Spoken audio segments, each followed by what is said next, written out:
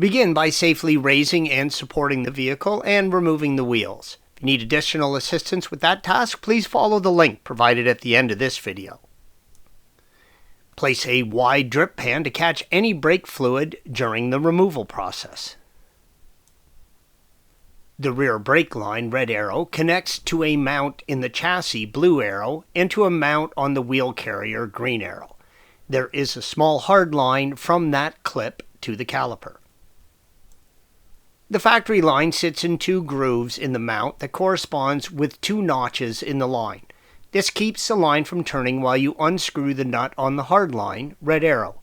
You want to use the right tool for the job, and that tool is a 10mm flared nut wrench that is designed to grasp the nuts on 5 sides. The nuts on the hard line are easy to strip. Do yourself a favor and use the right tool. Once you break this connection open, brake fluid will escape. It is slippery, but most important, deadly to your paint. Do not get any on your paint. Separate the flex line from the hard line on the caliper. It is a really good idea to cap the hard line while the flex line is off, red arrow. This will help protect the line, stop debris from getting in, and keep fluid from getting out. The procedure for the connection on the chassis side is the same, only you will be using an 11mm flared nut wrench. Again, capping this line will help reduce the brake fluid that will escape and help keep everything clean, red arrow. Installation is the reverse of removal.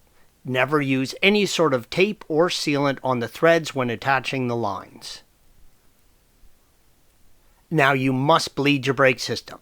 Do not attempt to drive the vehicle until you have completely bled the system. Even if the fluid is in between the usable levels, you must bleed the system. You have introduced air into the caliper and lines, and it must be bled out. Please follow the link provided at the end of this video for additional assistance with that task. Thanks for watching. Be sure to subscribe to our channel and check out another video in this series.